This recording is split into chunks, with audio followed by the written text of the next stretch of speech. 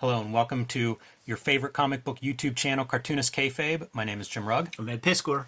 We are a daily comic book YouTube channel, so tune in daily to see our 1,500 videos. And if you check out our search box on the Cartoonist Kayfabe YouTube site, you will be able to look up your favorite cartoonist, your favorite comic books, and see if we've already covered those titles. If we haven't, go down in the comments and let us know the books that we should be adding to our list or moving up our to-read list. Also, Cartoonist Kayfabe is brought to you by Cartoonist Kayfabe Patreon. There are 3 different levels there that'll get you access to our videos early. And at the King Kayfaber level, you'll get all the videos first, as well as sitting in on the recording session. This will offset the Kayfabe effect. Sometimes we look at books that are rare, and those books either disappear or go through the roof in prices. So you want to be the first one to be in line for those. King Kayfabers are the first. All right, with that out of the way, Ed, we are going to look at John Byrne's Next Men #1 from Dark Horse. You see a 1991 cover date on here. John Byrne, famous for calling himself a cog in the machine. Longtime Marvel and DC popular artist, writer, had done X-Men, Fantastic Four, Superman. So kind of the top of the line when it comes for work for hire. In the early 90s, goes over to Dark Horse and starts doing some creator-owned titles. This was his first big launch, John Byrne's Next Men. I was loving Byrne at that time, so one of the first indie books I really sought out. You know, it predates Image Comics. I had to mail order this from Westfield Comics, and there's going to be a weird piece of this. This series actually starts in Dark Horse Presents. There were 4 installments, and what those things are, Next Men are kind of like X-Men in the real world, let's say that. This is a government-mutated group that escapes from its government facilities with the help of some outsiders. Here we see somebody that was coming to inspect what is going on in this operation, shows up a day early, causes chaos in the military complex, and frees them from a Matrix-like existence. Page 1 starts with that freedom. Everything I just described happened in the Dark Horse Presents 4 chapter 0 issue.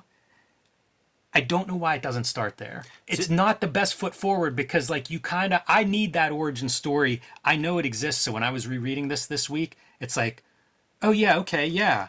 What I remembered isn't what happens here because I remember that story. That's an important part of the story, and it happened chronologically before this was published. But we don't get that with issue 1. We're sort of start with the action of they've escaped or they are escaping at this point. They've been woken up from their Matrix-like existence, and now they're on the run. But we don't get much of that. You have to read it in text. I always complain about this. Terrible issue 1. It's issue 1. Terrible. I don't want to read about the story so far. It's issue 1. The story so far should be page 1. Yes, yeah. Terrible issue 1. John Byrne, giant fanboy in mainstream comics himself. Such a fanboy that I was trying to think of, like, you know, did he ever establish any comics himself from like a issue 1? Closest would be probably like Alpha Flight or something, and he denounces that book as being a fake book because it wasn't created by Kirby or Ditko or in Lee. That's such a weird point of view. It is a weird point of view. Especially if you're the guy creating it. I can see, like, internet trolls explaining to somebody with a new book that it's not created by those guys, but for you to do it to your own book. It shows you the level of fanboyishness that he is. All that said, with that level of fanboyishness, I think that Kirby does the greatest, like, first issues of superhero type comics that exist, and has done enough of them to create a suitable template with which you could just kind of fucking steal from to set up your stakes, to set up your characters, show up a little powers of each one, usually create some sort of engine that two warring factions are in need of, so that you have your built-in conflict. All that stuff will happen in a first issue of a Kirby comic. We get such a little portion of something in here, and frankly, it's not enough for me to, like, want to go out and buy issue 2. That said, I'm a student of you know, the old saying on Cartoonist Kayfabe, the early 90s speculator is the late 90s liquidator. Like, I'm the guy who bought a long box of Dark Horse comics for, I think, $8, and at least a dozen issues of that are in there, and I enjoyed it as a whole. But as a first issue, this is just it's embarrassing, especially for the career that this guy had, and for the build-up. Like this is 5 years into Dark Horse as a company existing. So you get John Byrne to show up. Right. That's a big deal, and it is a little disappointing. Look at the cover. I'll say this The is my characters are caveat. boring. This was my favorite series for a while, all the way up really until it ended. Some years later, probably 4 years later or so, it probably ran that long. It was my favorite series, but going back and rereading this issue, I was surprised by what I found. Note on the colors, Matt Webb. You know where we saw Matt Webb's name most recently on this channel? This video is brought to you by the Cartoonist Kayfabe Patreon. Become a King Kayfaber and mitigate the Kayfabe effect. You get all the videos before anybody else. We have more than 1,400 videos up on the channel as we speak. Hit the little magnifying glass, search around to see if we're talking about your favorite comics. If not, let us know in the comments so that we can show off your favorite stuff on the channel. The videos are brought to you by the books that we make. Before you is a healthy bibliography of the stuff that we have available, but there's new material coming out all the time. The Hip Hop Family Tree Omnibus is coming to you this holiday season. In fact, your store needs to order it now. They have that opportunity to do so. It's going to come out October 18th, collecting all 4 volumes of Hip Hop Family Tree, plus 140 pages of additional material, 500 plus pages of comics in there. The X-Men Grand Design Trilogy trade paperback is coming to you in November, just in time for Christmas as well. Several volumes of that are out of print as we speak. The current focus is Red Room, and 2 trade paperbacks of Red Room are out there, Antisocial Network and Trigger Warnings. Crypto Killers is the latest miniseries of Red Room, and there is a backup feature that is going to show off the characters that I'm covering in my daily comic strip in 2024. So this is going to be a hot key. Jimmy's got plenty of stuff on the horizon. Street Angel Princess of Poverty is coming out in November. This is going to collect all of the Street Angel material before Street Angel Deadliest Girl Alive. So you need both volumes to have all of Jim Rugg's Street Angel comics on hand. The Hulk Grand Design Treasury Edition book is out of print. So when you see this, it's going to be your last opportunity to scoop up these books. Make sure you do so. You might be able to find some on Amazon, but they are going quickly. Jimmy's been in the self-publishing game for a while this past year. He's got True Crime Funnies, 3 nonfiction stories. A couple of them have wrestling in the subject matter. 1986 zine and the BW zine are back. The BW zine back in print, and 1986 zine is on the horizon. We need to do a whole episode on this, Jimmy. Now that we're done paying the bills, back to the video.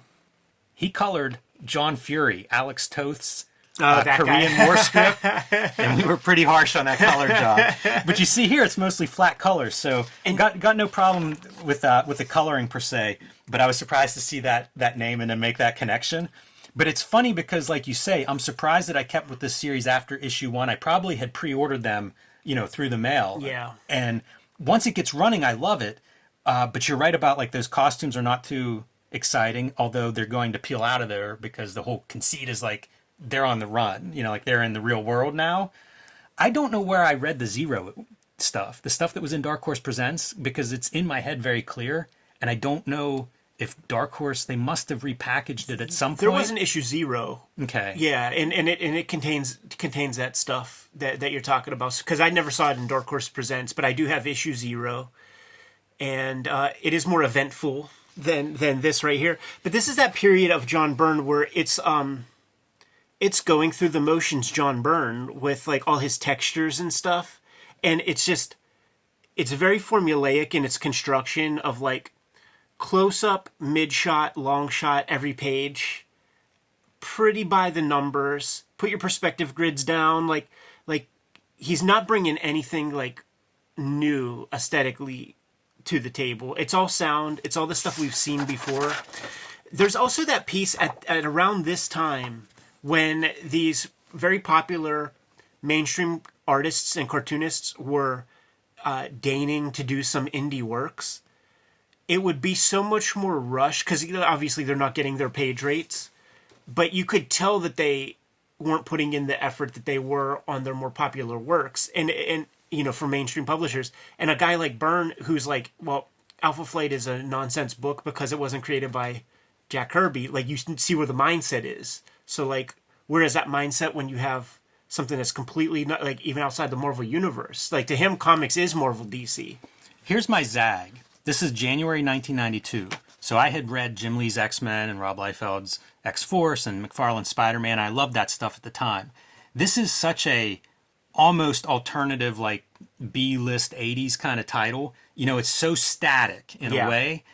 And I wonder if I responded to that, because it's one of the things I kind of like. It's not as noisy as a lot of the 90s stuff that we look at or have looked at on this channel.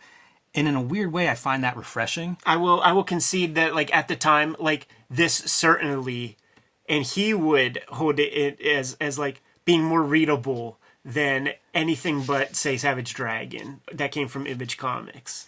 But even Savage Dragon would be like so much noisier, like spread of that versus this. And I think that probably was part of it. You know, it was almost refreshing and different. I wasn't that versed in comics history by that point. But our story is they're escaping from this military compound and the vehicle gets blown up. And they try to manifest some of these different things. Like, they don't know where they're at. They don't know who this person that's helping them are, because they've been in this cocoon their whole life. And now they're out here. They could just make stuff up whenever they were in that. I'm going to keep saying Matrix, because that's what it's like. It was an alternative virtual reality, essentially, where they could do super fantastic things. Like, imagine a weapon and now it's in your hand. That doesn't work. But they still have some of those superpowers. Like, one of their partners that was in that fiery crash comes out of it unscathed, shot, and the bullets are bouncing off of her. So it's traditional superhero stuff. It's just maybe a not quite traditional origin. Yeah. And he talks about origin in the letters column too, by the way. This would be called, like, ground level comics. This is that stuff that's like that superhero adjacent. You have all the freedom in the world to make whatever you want. And it's just something that could be plugged into a Marvel DC comic, you know, at some level. It does feel like a lot of the stuff that I have since gone back and bought, like the indie 80s stuff that would be street level, you know, it'd be like a little bit superhero, but also a little bit like normal people. It kind of feels like, I wonder if Byrne looked at a couple of those and went, okay, this is what, like, you know, creator owned. This is what indie means. Yeah, it doesn't feel like a typical, you know, this doesn't look like Fantastic Four Superman either that he had done. You know, it does feel like it's some kind of weird, almost trying to be more sophisticated in a more static kind of presentation. Does that make sense? I suppose, but like, I don't know if it's deliberate. You just can't get past that aesthetic of, like, this is the style of 80s Marvel DC, because he was the style of that stuff, you know? And sure, there's less 3-point perspective and shit, but, you know, it's still... So keep in mind that idea of, like, superheroes in the real world. This guy can run really fast, so they send him off to help. There's a town 20 miles down the road, go get help. This is our big bad guy who's in charge of this project, Next Men. When you see this guy, do you think that it's like Archie Goodwin or somebody? That's Mark totally. I was thinking Archie Goodwin. Like, from that point down, I mean, that's the caricature that we see everywhere. There was some other comic we did this week.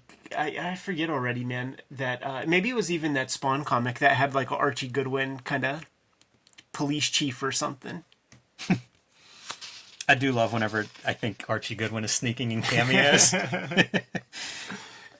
This is a guy who was like the head of this program. In some ways, we're seeing two characters here, like Ronin. Look at that color. How about that? Matt Webb. Did you get an Eisner for that? Wonder if Matt Webb worked for Dark Horse Presents, because I know they had an in-house color department. And that gradient's like the sign of your early digital coloring. You can see like the striations in the gradient. Oh, yeah. Banding. Yes. All right, so now the police show up. We're outside of the military's jurisdiction. They're going to fight about that. Who has the rights to what's going on out here? Never seen that happen before. And our bad guy is a bad guy and blows his brains out right in the office. I was reading this digitally, and if you zoom in on this, man, you can see a face in there. Really? In the brains. I mean, he didn't draw it. Blowing a face out the back of his head? He didn't draw it, but like it's like there's eyes, nose, and that's the mouth right there. It's an old man. This is kind of neat. He hits a button to open up like a panel, and it turns out that window's all bullshit. Kayfabe office. Yeah, man. And he hops on his little escape pod and basically blows up this military base. Just kind of a good bit of carnage here in the first issue. But you talk about like dashing stuff out, and it does feel like all of those explosion panels are drawn pretty quickly. Yeah, like this is that era where he's just like really, really being speedy. And once the base explodes, these military guys realize like they've got bigger fish to fry. And they kind of back off. Remember this era? collect the coupons, get some free whatever it is. I think it's trading cards in this case. Yeah, we want your address is what that is. It's amazing. Our people are at least teamed together. We've all known each other. We don't know anyone else. So whenever you touch one of our fallen comrades, we're going to go to their defense. There is a Lee Kirby element to it where, like, this guy's whole character is that he's a ginger. Like, that's the character trait. You know what? That's the further thing of how are we going to make these characters distinguished? Like, they're in generic, similar costumes, all with shaved heads. Except for the one blonde. Yeah, and that's because I don't think you can cut her hair because of her invulnerability. Exactly. She was in that fire. Dude, I would read all the interviews and everything, and like the idea of her invulnerability is like, I don't know if she does it or it's an example, but you could take her hair and like, it's like steel line, right? You could cut somebody with it. Yeah, you could carrot wire someone's neck. But how do you pull a hair out of her head? And his thing was like, well, she could run her fingers through her hair if you do that, you know, like hairs come out. That's just, they're loose hairs. So what a stupid, like, what kind of interviews? Too much. You know what that is? I could find. You know what that is? That's a vestige of like his Superman shit. Like how do you cut Superman's hair and trying to figure that part out? It is true. I think all these guys, because they're working in that genre, it was like whatever ideas you had for superhero stuff to do that was cool or innovative, man, you kept that list running so that you could put it down and whenever you get a chance. I'm reading that Grant Morrison Batman, and there's a story where like, hey, Thomas Wayne might be alive and he might be a bad guy. It's pretty cool. It was a pretty cool story. I won't give any spoilers away. So the police load up the next men and they're going to take them into this town and try to figure out who they are, where they're from, whatever. This is what happens, man. If you wipe your butt, you don't wash your hands, and you like itch your eyes. Yeah, this is the Cyclops, right? Dookie eyes. Name of the town is Climax. I don't know if that pays off later on or not, but it feels a little on the nose. Yeah. And then our guy who went off to the town that was supposed to go to Climax, he's run super fast to the point that he wore out his shoes because it's the real world. They're no longer in their sleeping tanks. Looks like he's in a pose to Climax. Like, this is obscene, man. It really is. I never noticed that. Because they're thinking about, like, you know, well, how does he wear these chastity belts and still make waist? Man, Ed, when you talk about shortcuts, like, now I'm realizing, like, how many of these backgrounds are just the scribbled Exactly. nothing. The rocks and stuff. And you think about if you've ever been out west, they're beautiful landscapes that you could be populating this with. Crazy Cat made a living with that. Jeff Darrow, Shadow Cowboy, the new one. Take a look at some of those plateaus and things. So this dude can't go on much further because of the blistering on his feet whenever another mysterious Good Samaritan pulls up, takes a look and says, hop in, we'll get you to the next town. But he does disclose that he was running in the wrong direction and that government agent or whoever Tony is that helped them escape did point him in the wrong direction.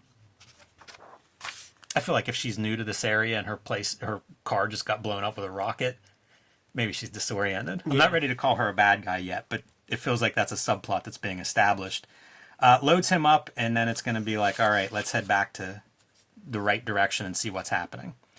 We have, they had sent out early issue ones, so you have a letters column already. John Byrne explains he's the guy answering these letters. Those guys were always really proud to let everybody know that they were the ones responding. It was kind of the status quo, I think. You know, McFarlane's answering his, and Larson's answering his, and pretty soon Larson and Byrne are going to be sniping back and forth. This guy asks him about all these books that he has coming out, like Namor, She-Hulk, OMAC, and Byrne, this is where he explains that he does 3 pages a day. But those books were done at different stages. OMAC's completely done by the time this is coming out. I saw some people request us look at John Byrne's OMAC. I like that book. Certainly to look at it, man. It'd be something I'd take a look at. But what we get here, the team has been broken up. Some of them are in law, you know, under scrutiny of law enforcement. I feel like it's set up. You know, there's a bunch of stuff here. If you want to establish what's going on, one thing is get the team back together. You know, that's often a thing I think that we see in team books. Yeah. Once again, man, if you're setting up a series, you could do far worse than read the first chunks of issues of all the great Silver Age, you know, Marvel comics. Because Kirby at that point, he had like his 10,000 hours practice of like making comics like that, man. And there are things that you need, you know, and this just doesn't have it. And even in an era where you guys with your Image Comics are clearly doing shit so that it's like 6 issues for the trade or whatever, you could still make that first issue meaningful. There's a way to do it. Do the work. This is him explaining about Origins and how for the first however long decade or two of comics, the Origins were kind of a non-thing, which is funny when you think of like Batman's iconic origin or Superman's blown up planet. But he comes down here and he says that there's like a couple of ways you can go: mystical, technological, non-technological. He wanted these to be human, not mutants, so that meant he had to go the technological route. And then he gets up here and he's like, last note in closing, you'll notice how the cliffhanger ending for this first issue is decidedly low key. And I wonder if this is part of where I was kind of putting in my head too, the idea that this is not like that Marvel bombastic style of storytelling, but something a little more mature and sophisticated. Like I said, I love this series. I did not remember this issue the way the reread went. I did find it disappointing, and I think I probably stuck with it because I had pre-ordered the series, so I probably got a couple issues before I could really stop. And at this point, Byrne has gained some equity in the reader, where you give him some benefit of the doubt, that maybe you'll give him a couple issues of chance before to see where he's going with it, and then make your buying decisions after that, man, because that happens. Creators, like, they do enough good work that you dig, you're going to give their next thing a shot, and when you realize, he's got top billing, this is his own original concept, maybe he's got a bunch of ideas that, didn't make it into other books, so he could express them here. He revisits this, that the full name is John Byrne's Next Men, and I think it's because Marvel was like, you can't do Next Men. You can't be the X-Men artist doing a book called Next Men. Right.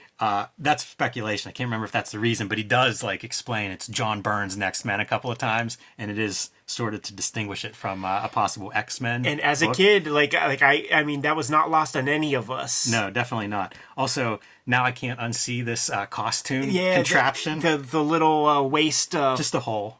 Yeah, it's like for catheters or something. There's one hole there, which suggests to me that whichever direction your waist is coming from, it's a cloaca. It's all gonna just collect at the lowest point there. Just like birds.